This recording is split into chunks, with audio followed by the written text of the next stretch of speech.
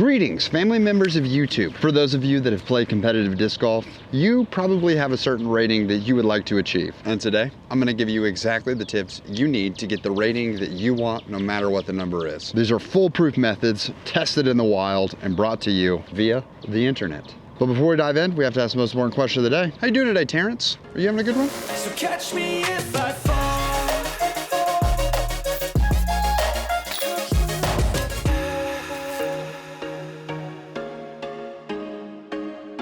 Now, a rating, for those of you who don't know what it is the PDGA, the Professional Disc Golf Association, assigning a number to the difficulty or the value that you have played in previous rounds. And once you acquire enough of them, you get a player rating. And that player rating determines basically everything about you as a person, or at least how amateurs describe it. Now, anytime you go and play a sanctioned event, a rating is going to be assigned to that round. And I want to give you a few tips that you can use so that you can not only shoot better rounds in general, but you can secure the ratings that you want to have actually added to your score so that you acquire the rating that you're looking for. Now, when you play a rated round, there feels like there's a little pressure because it's not only a round that is going to stick around and be on your rating for at least the next year. And that can cause people to tense up, choke up, and not throw what they're looking for.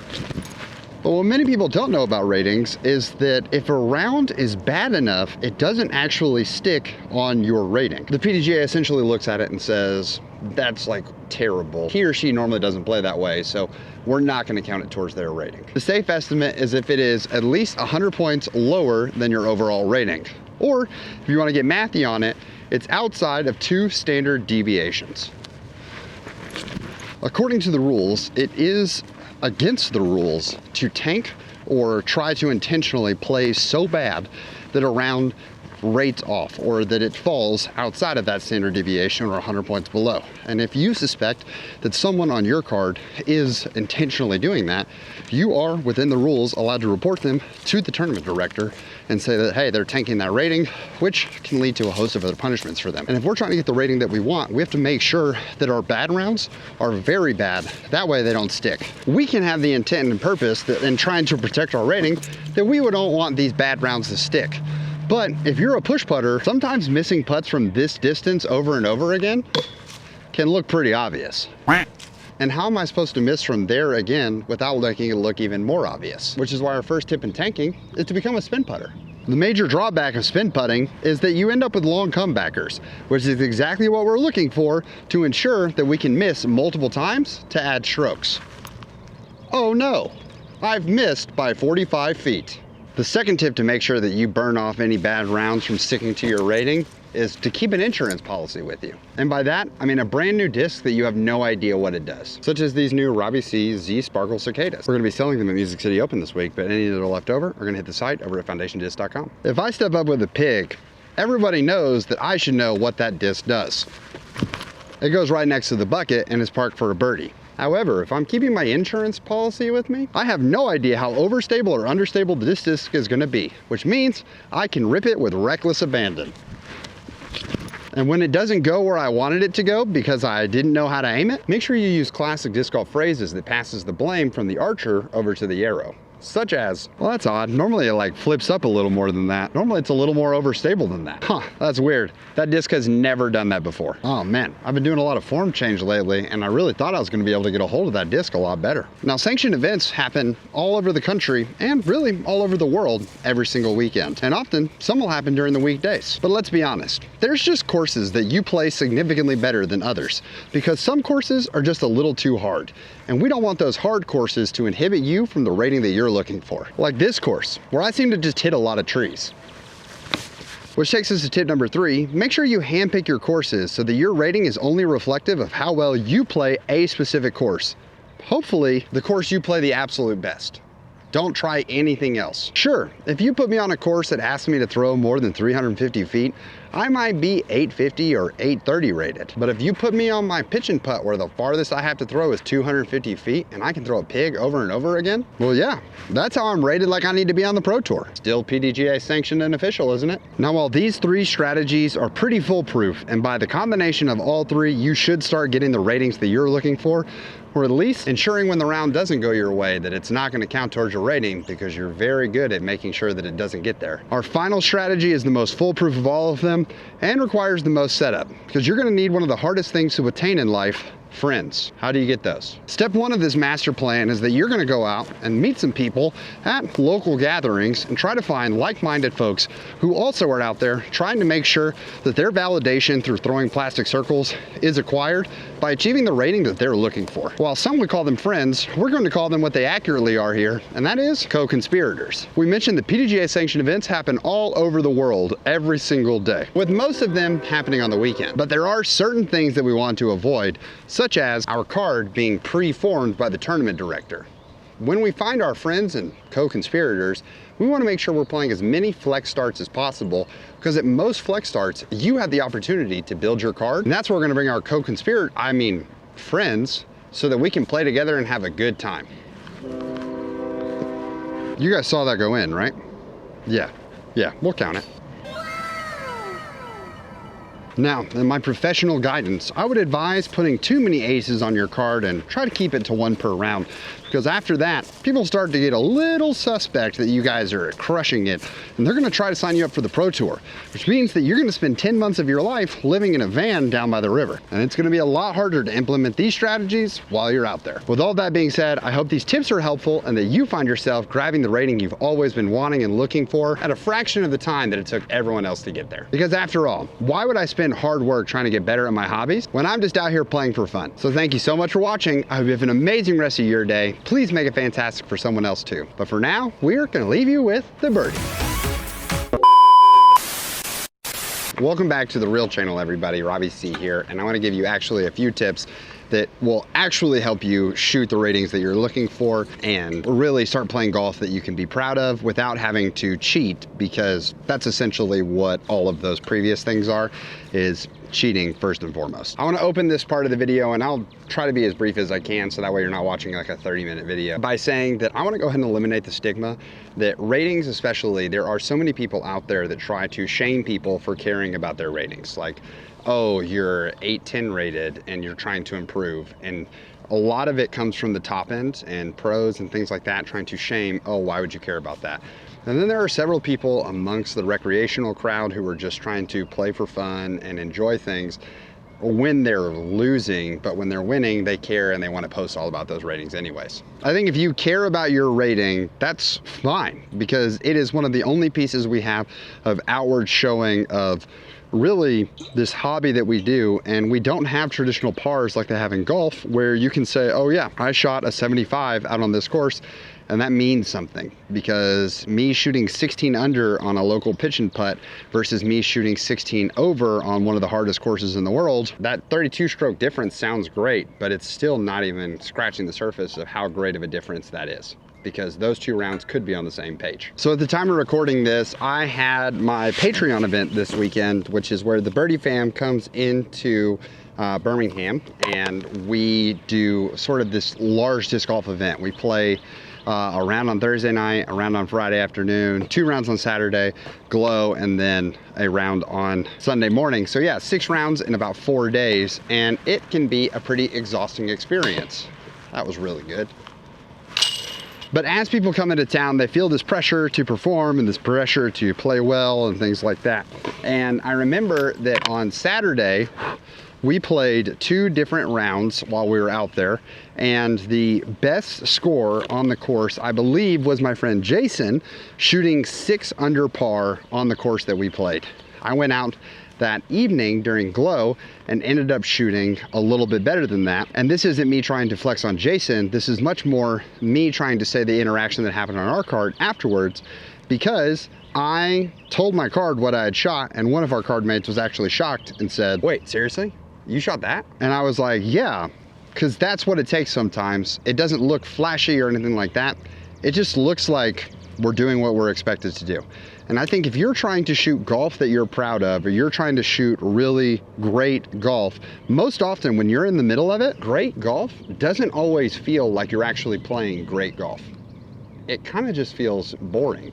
or standard. I think so often we want to take the flashy approach, or we want to play golf that we're so crazy proud of, and we think that in order to shoot so much above our rating, or when we're playing our best golf, that we have to be hitting these flashy different shots. We have to be hitting 50-foot putt after 50-foot putt. We have to be lacing every single fairway. But often, depending on the course especially, shooting golf that you feel like you've knocked out of the park, or even statistically that you have knocked out of the park, can often just mean that you aren't making a ton of mistakes. Jason absolutely crushed the field during this event, and I asked him during the end of the first round, I said, hey, are you playing upper, middle, or lower thirds? And he said, definitely upper thirds. And I think that what's interesting about Jason is that his upper thirds to his lower thirds, there actually isn't that much variance, because he's created such a consistent game to where he's not trying to go for the flashy plays. I truly believe that most people who struggle to get the golf that they want is because they really do expect the amazing rounds to feel like amazing rounds.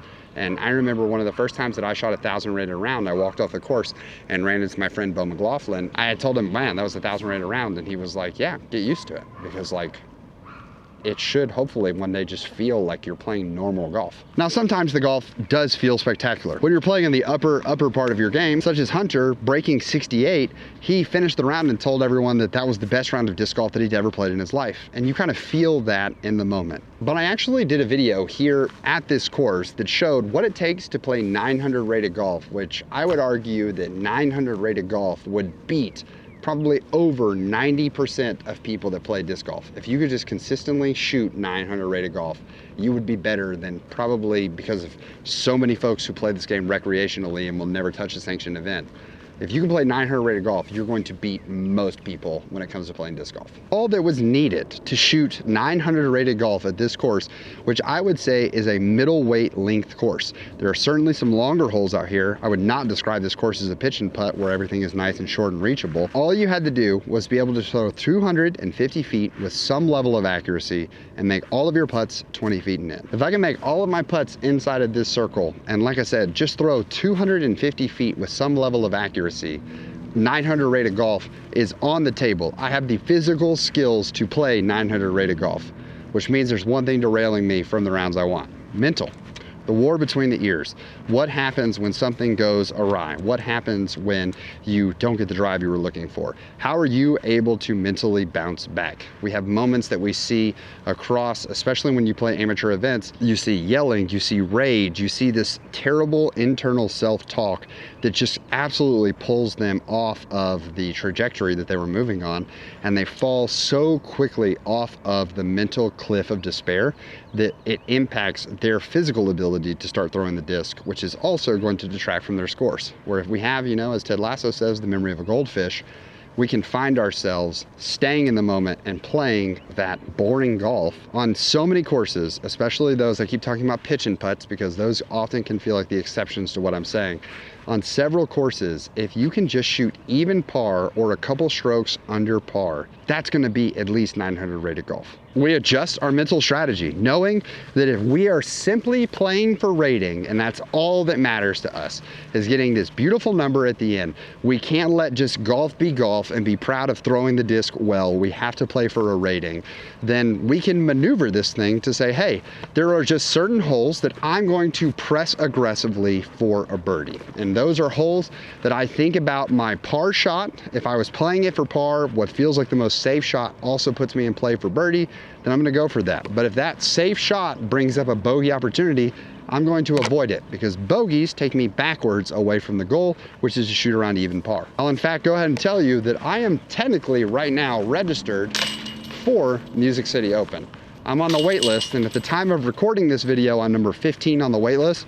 I'm really not thinking that I'm gonna get in, and I've got a caddy gig lined up just in case. My goal, if I play Music City Open, is to shoot 2 or 3 under par every single round. That's not gonna win me the tournament, and I know it's not gonna win me the tournament, but I just wanna be A, not last place, and B, if 900 rated golf is even to 1 or 2 under at most courses, I'd imagine on a Pro Tour courses, shooting even to 1 or 2 under is close to 1,000 rated golf. So how I'm gonna plan to attack those holes is I'm gonna simply find 1 or 2 par 3s or something like that that I feel like I can aggressively push for a birdie try to grab those birdies, and then I'm going to just dissect the junk out of those holes and try to play every single one of them for par. 700-foot par 4, awesome. I want a 20-foot putt at the end of the hole that I think I'm gonna make. Well, realistically, that I know I'm gonna make. So that means that I have 680 feet that I need to make up in 3 throws. So I don't need to eat up 400 feet off of the tee